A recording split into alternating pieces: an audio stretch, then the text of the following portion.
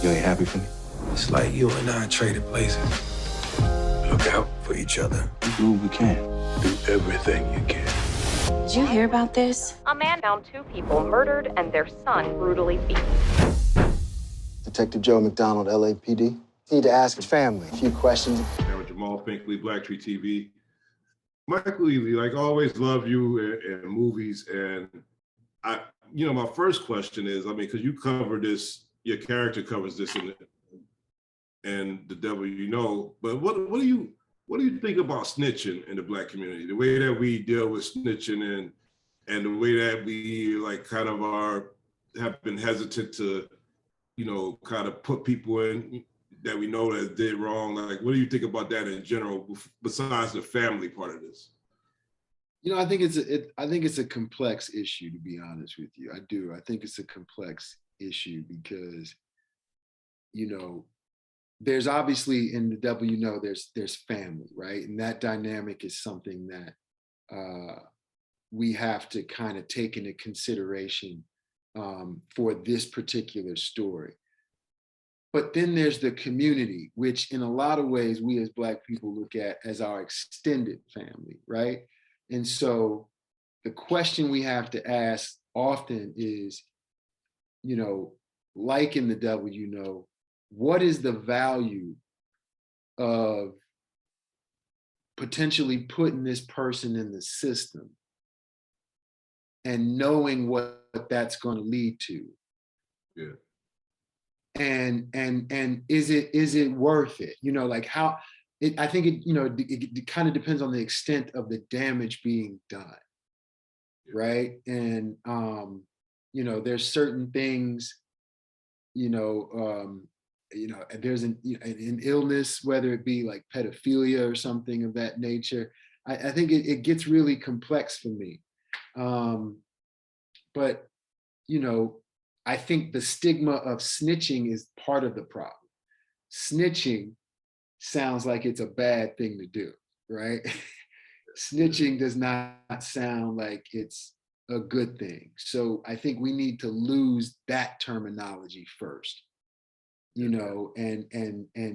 take it on kind of a case by case basis, and work towards some sense of rehabilitation. We never want the police to destroy, shoot up any of our family members. But, sometimes you have to ask yourself, is putting this person into the system by coming forward, is that going to lead to almost the same effect? Right? Like in that oftentimes there's no coming back from that, and rehabilitation is not something that is necessarily normal for the US prison system. Yeah. Just not. Okay, so tell me what you know about these people.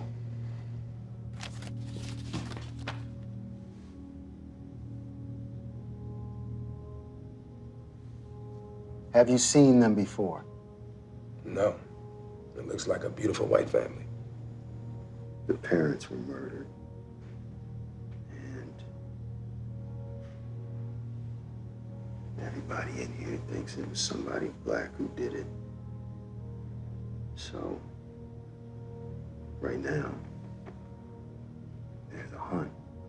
Are you comfortable with that? I have no control over that. Actually, you do. If you tell me that you were involved, you tell me that you know who else was involved, nobody else has to get hurt. Like I said, I really hope you find who did that to them people.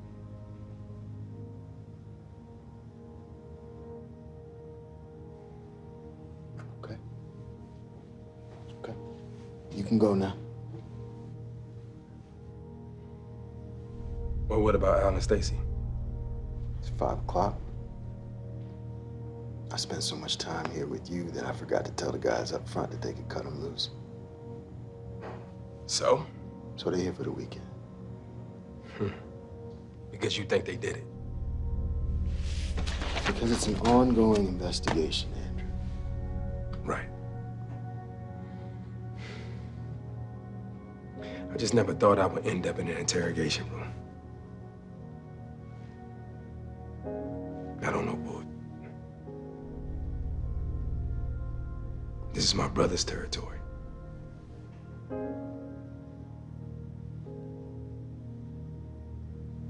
So you're saying you think your brother may have something to do with this?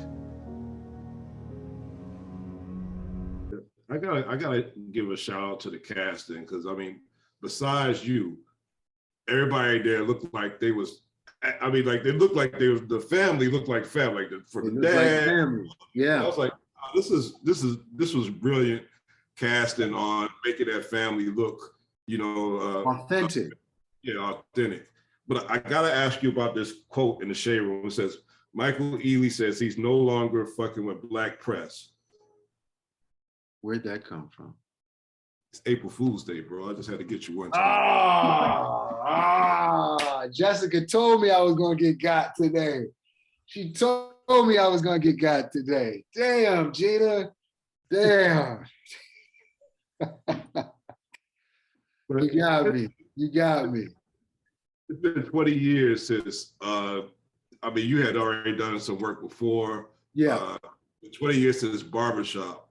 Yeah. And I just want to know, like, as an actor, how do you feel you've grown in those 20 years? From Barbershops, from the role there to where you're at now as an actor, how do you feel like you've matured on screen? I think that's a good question, because I can't believe it's been 20 years. It's just been so hard to kind of fathom that. And then I think it's been 10 years since Think Like a Man, right? So it's just, I marvel at that often. I just marvel. But for me, I think I've matured in that, I grew up a lot when I got married. I grew up even more when I had kids. And I think, the kind of films, some of the kind of films that I was trying to do back then, I'm trying, obviously now I'm looking for different stuff, right? I'm actually trying to play more fathers now, right? Like I want to bring my life experience as a father to the screen now. And so I've been looking at more animation. I've been looking at, roles where I get a chance to have children in the role. So that's really where I'm headed now. Back then, you couldn't have begged me to play a father back then. I had no interest whatsoever. But now I feel like there's a lot of value in that. I feel like I can bring a real authenticity to a fatherhood role. Now, going back to the snitching or whatever we should tell, like reporting or whatever we should be. If you were in the Omar Epps character, I mean, like, do you feel like you could tell on your own brother, even if he's made a heinous crime like that, if it was family, like I mean, how do you feel like morally, like if you had to make that decision, would it be very tough to do? And do you think you could go through with reporting your own brother for a heinous crime like murder? What's crazy, Jamal, is I read this script, I think about a year ago, and actually longer than a year ago. And I've been asking myself that same question ever since. Like ever since the first time that I finished the movie, I've been asking my question, what would I do? And sadly, I'd like to think that I would not want to put him in the system. Yeah. I just don't know what the alternative is, though, because a heinous crime has been committed, twice. So there's a I don't know what recourse there is, you know, as an alternative, but I just don't know if man, you know, I mean, especially with your brother, man, with your brother, Yeah, yeah. uh, I don't know, you know, I mean, and that's the beauty of the film, I think, is when you know, that's why I wanted to do like Q&As for this movie, because I want people to talk about this. I want there to be like, you know, conversations about how, you know, what would I do at the end of this particular process. Love seeing you in Bel Air and everything else. My last question, and I'm not trying to get into the particulars of the controversy that happened, but you also appeared 20 years ago in Bad Company with Chris Rock, and I know, like, as actors, you guys have to put on a face in public. You have to smile, but do you think, like,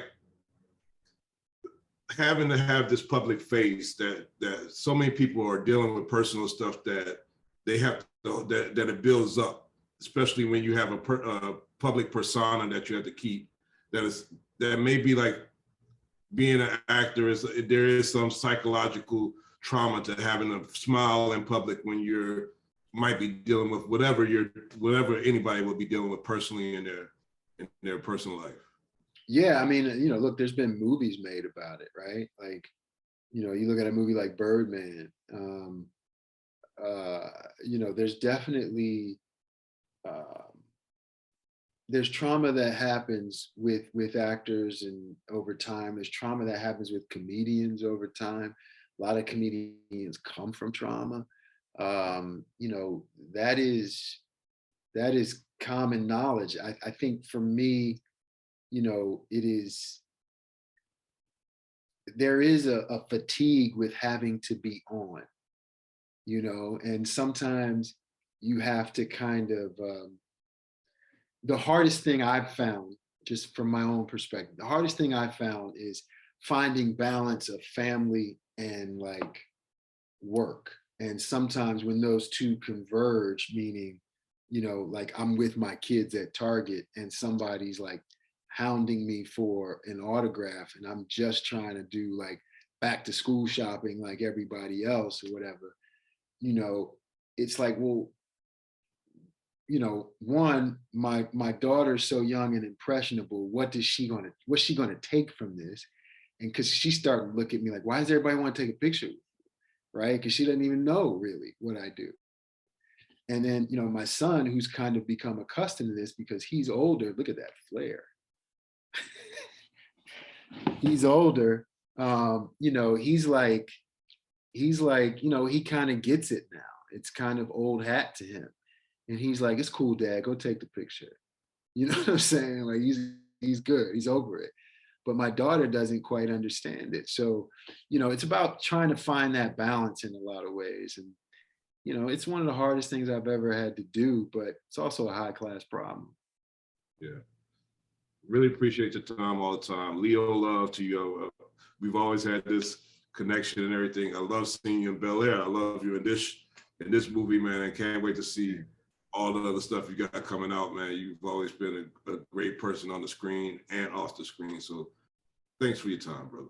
Jamal, respect, brother. I love you, man. I'll see you.